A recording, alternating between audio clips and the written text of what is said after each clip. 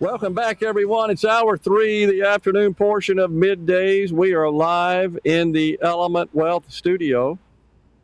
So it's our pleasure to welcome now from the American Legislative, I want to sure I get that right, Exchange.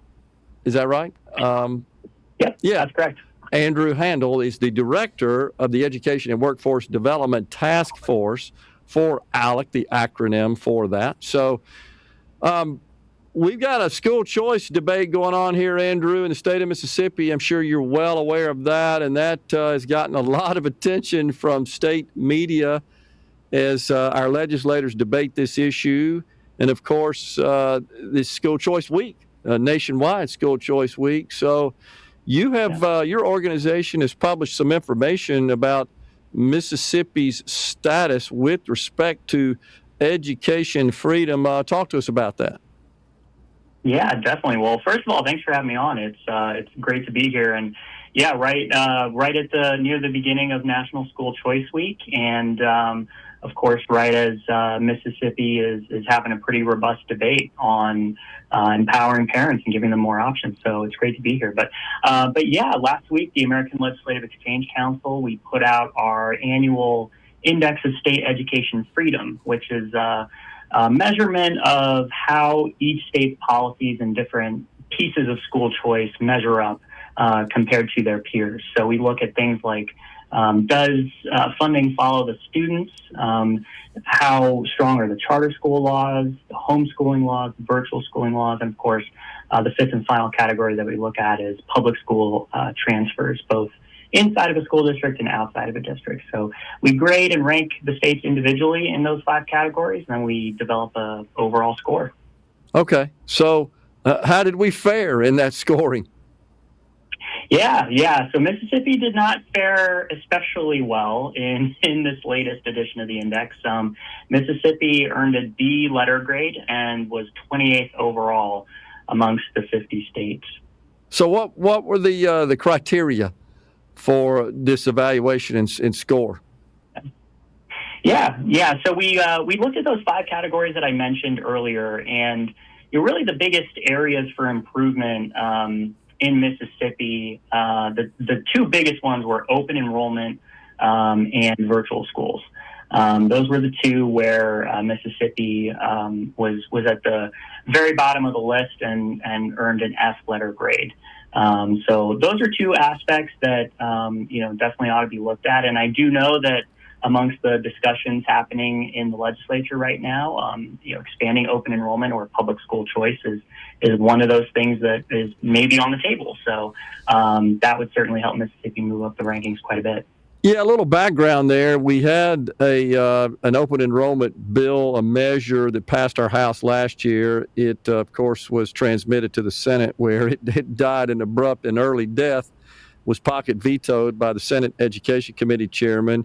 And it essentially was quite simple. It just would remove the veto power of the homeschool. Simple as that. So now we have a bill that came out of the Senate initially. In fact, the first day the legislature convened, and that bill would allow open enrollment, but it's very restrictive, only to children of the military, children of teachers or administrators. They could enroll in the school where their parent or guardian works, and then children who live outside of 30 miles from a public school. So it's not complete open enrollment. That's sitting in the House. The House, as you know, just passed a sweeping education freedom bill, HB 2, by the narrowest of margins, by 1 vote to spare. That's been sent to the Senate. Really no action on it at this point. But our Senate Education Chairman has made it very clear that he doesn't support the use of or the ability of parents to divert and control the state portion that is allocated to their student child to the setting of their choice. So that seems like it's not going to get very far in the Senate. What do you think?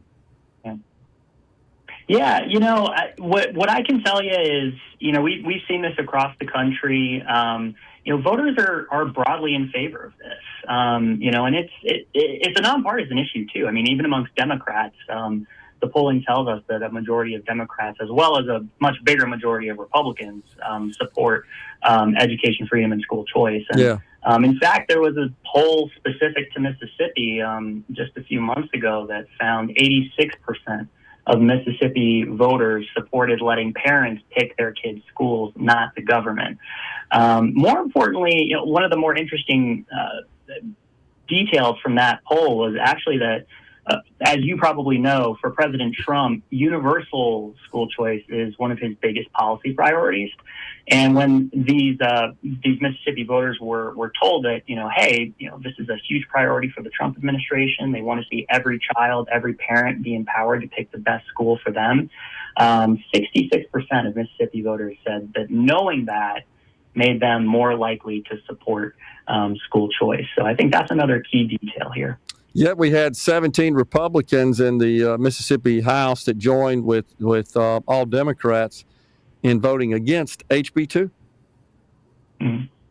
Yeah, it's a tough issue. We've seen in some states, Louisiana, right next to Mississippi, is a perfect example. There was a number of Democrats in the House there that broke with their own party and voted for school choice. Interesting. And they gave some really passionate floor speeches as well that are definitely worth watching. They talk about how some of these inner city schools, for example, the performance there, and they, kind of, lambasted their colleagues on the left for opposing this and saying, look, if you had the public schools that we had in our district, you'd be standing up here supporting school choice too. So, we've seen support from both sides. It's generally, Republicans that are advancing these policies, but we've definitely seen some cases where Democrats have come around and voted for it as well. Interesting.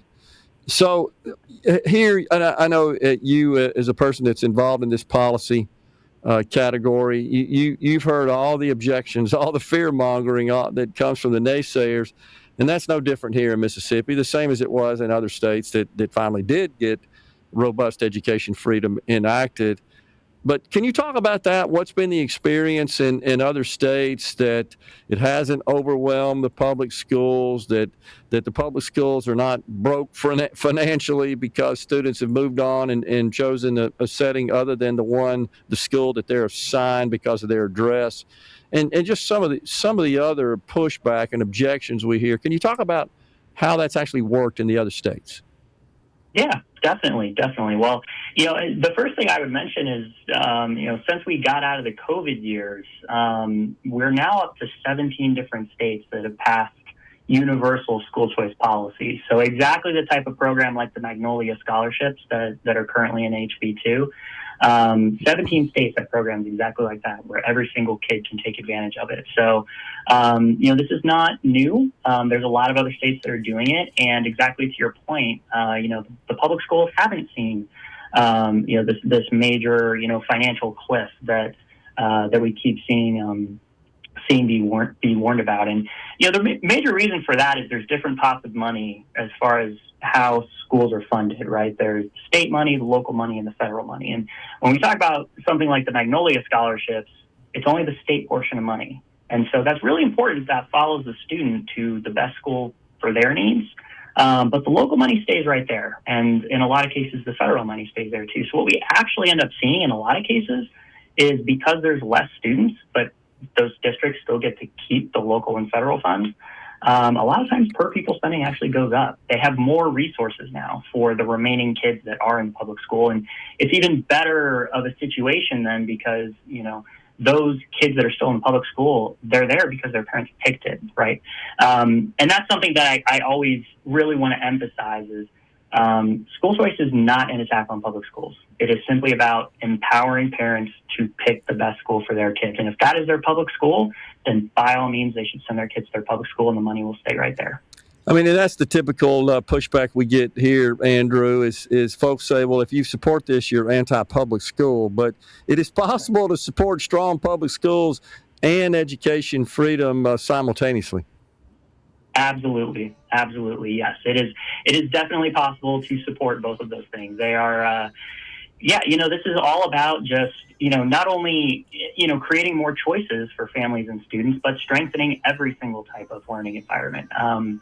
And I'll mention too, that includes things like charter schools. I know that's another piece of the debate there in Mississippi. Right now, charter schools can only open up in districts that are rated a D or an F. Yep. I know HB2 would bring that to the rest of the state, which would be great. It's another option for parents to pick from. Sure. That's all it is. It's just about putting parents in the driver's seat. Appreciate you coming on. We've been talking to Andrew Handel, the Director of Education and Workforce Development Task Force at the American Legislative Exchange Council. Appreciate you coming on, Andrew. Thanks. Anytime. Thanks for having me. We're coming right back in the Element Wealth studio.